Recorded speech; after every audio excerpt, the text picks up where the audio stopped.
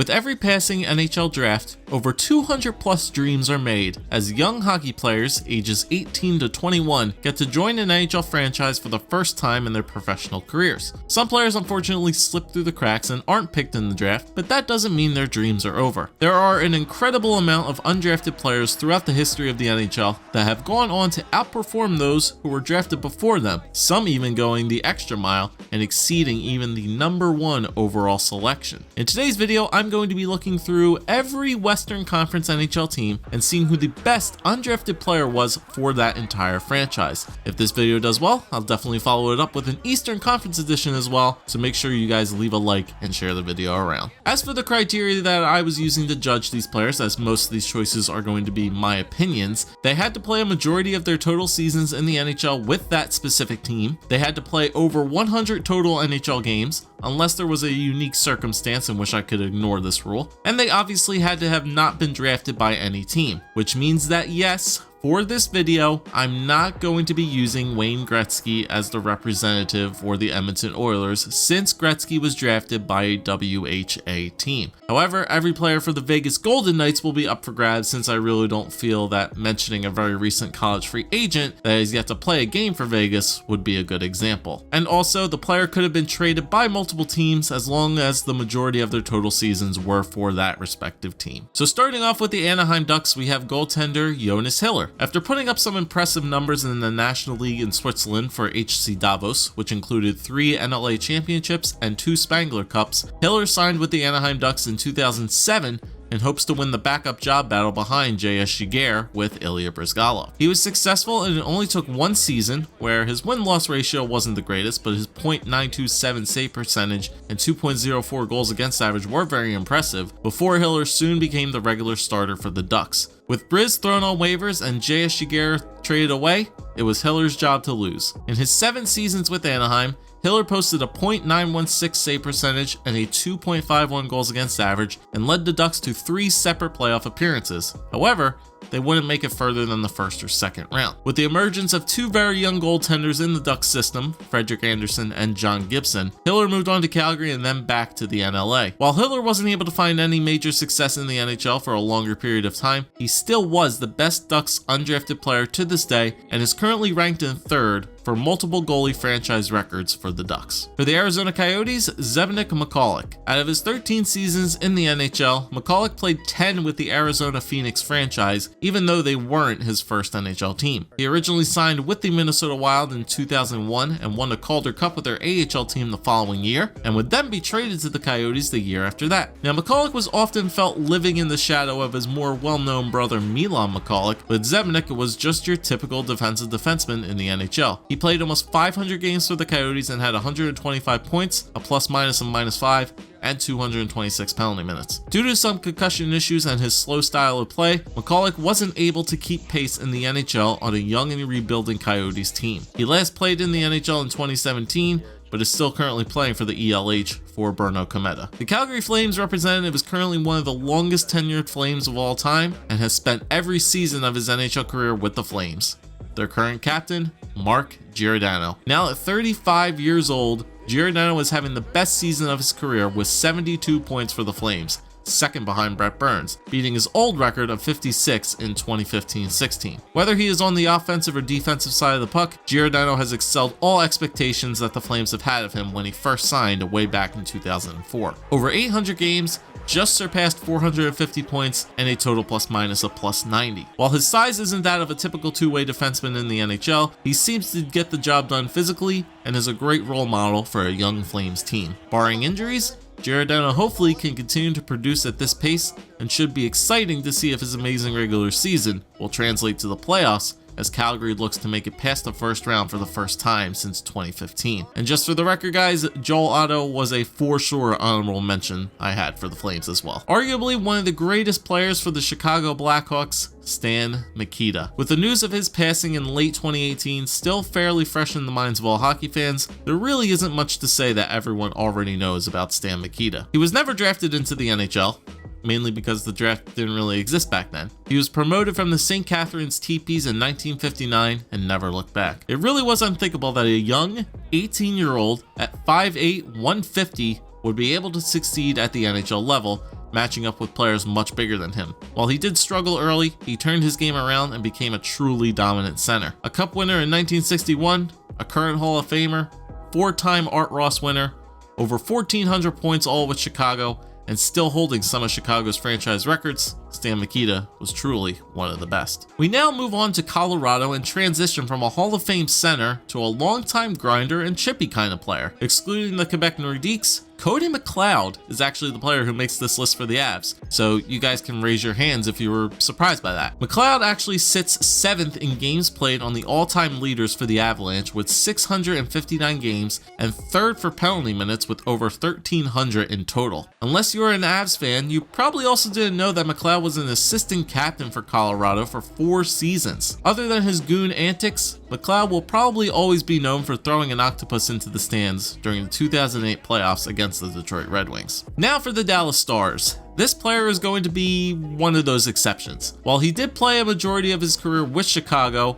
he had the best seasons of his career with the Dallas Stars, including a Stanley Cup victory in 1999. I'm talking about goaltender Ed Belfour. From 1997 to 2001, Ed Belfour's goalie stats were incredible, which included back-to-back under 2.0 goals against averages. He outdueled opposing goalies such as Grant Fuhr, Patrick Waugh, and Dominik Hasek during his Stanley Cup run, and helped keep the Dallas Stars as a top team in the West for multiple years. 106 total wins for Dallas, 27 shutouts, which ranks 2nd on the all-time list for the Stars, 2-time Vezina Trophy winner, and a Hall of Famer. Eddie the Eagle and his crazy masks live on in the Lone Star State. I'll reiterate once again as we move on to the Oilers.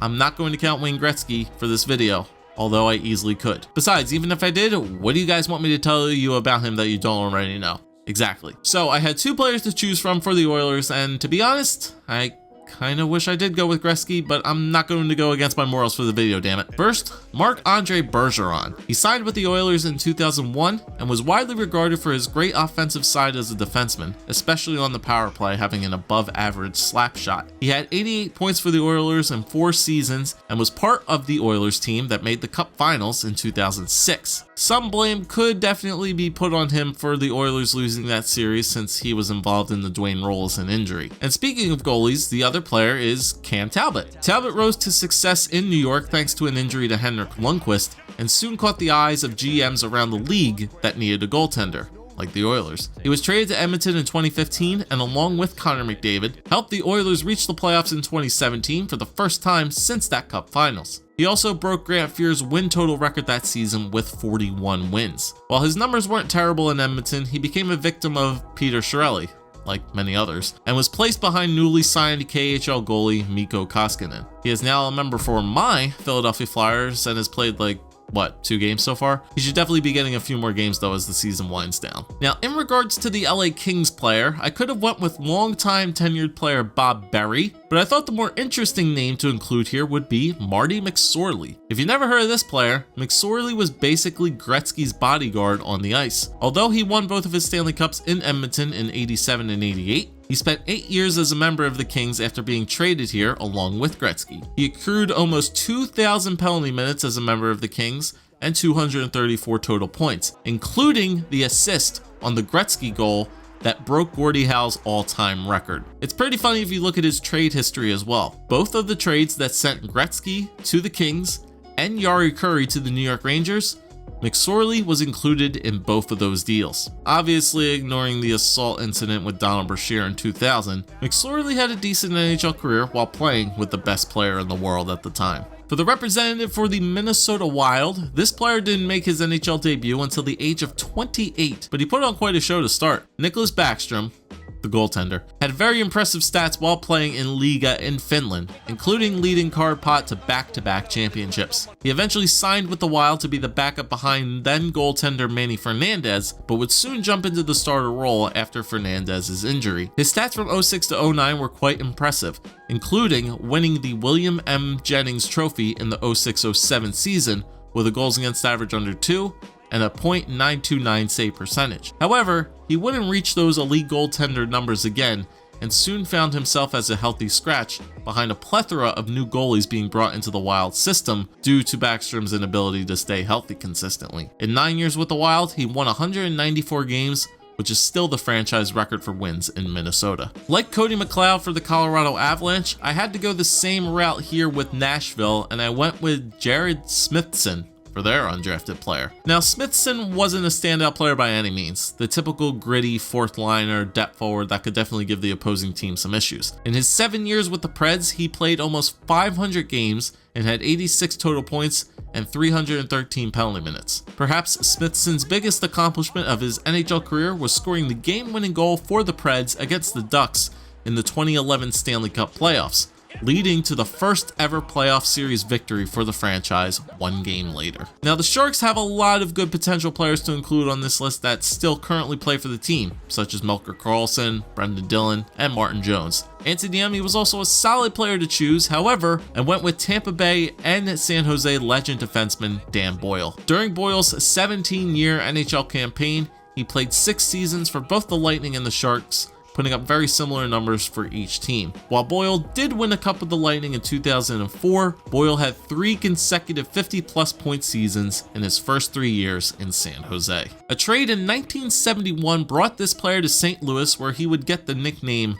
Iron Man. Gary Unger played 16 seasons in the NHL from the late 60s to the early 80s, but made his name as a member of the St. Louis Blues. While Unger is listed in the top 5 for multiple Blues franchise records, his most notable one would be his consecutive games played record, which currently sits at 914 games, for second on the all-time list behind Doug Jarvis. He unfortunately didn't win any awards or Stanley Cups though during his entire NHL career. Now, to say this representative for the Vancouver Canucks was a thorn in many players' side would be an understatement. Alexander Burrows worked his way up from the minors and the ECHL to finally join the Vancouver Canucks team in 2005. Burrows had 3 50-plus point seasons, mainly attributed to him being moved up the lineup to play with the Sedins, and helped lead the Canucks to the Stanley Cup Finals in the 2010-11 season. Burrows did everything imaginable on the Canucks, scored clutch goals, was an annoyance, had his fair share of controversy with questionable hits, play style, and embellishments. Oh, and biting fingers too. Now, technically, all the Vegas Golden Knights players have been drafted. I mean, really some multiple times if you count the expansion draft. But there is one player on the team who was undrafted by his original team and has performed very well for Vegas since his arrival: Jonathan Marchessault. I think we all know by now that the Florida Panthers royally messed up by parting ways with Marchessault so they could get Riley Smith off their hands. That 30-goal season of his in Florida was no fluke. Working with William Karlsson, Marchessault had 75 points in his first season with Vegas, including 21 points in their first playoff appearance all the way to the Cup Finals. Now, while this year is a tiny dip in his point production, he still is on pace to match his 27 goals from last season as Vegas looks to make some more playoff noise. Our final player to represent the Winnipeg Jets is going to be Doug Smale. Now, I'll be honest, I had to do some research on him because I never once heard his name before. Smale played 11 seasons for the Jets in the 80s and 90s and had 397 total points in 691 games. Smale was a very respected two-way forward during his time and had his best season in 84-85 with 31 goals and 66 points. He never won the Cup or any awards during his NHL career, but he does have some interesting records that he holds. He has the franchise record for the Coyotes Jets franchise with 25 shorthanded goals, and he is also tied with Brian Trottier and Alexander McGillney for the fastest goal scored in NHL history with 5 seconds from whistle blow. Not the most notable names that were in this list, but once again, most of these guys were in my opinion of who I thought was the best, so I'd love to hear your guys' opinion as well of whom you thought the best undrafted player was from each of these Western Conference teams. Once again, thank you guys for watching, and I hope you enjoyed. Please remember to subscribe if you aren't already, and leave a like on this video if you guys want to see an Eastern Conference version of this video in the near future. Thank you guys again. Make sure to check out my other cool NHL history videos down below, and I'll catch you guys in the next one.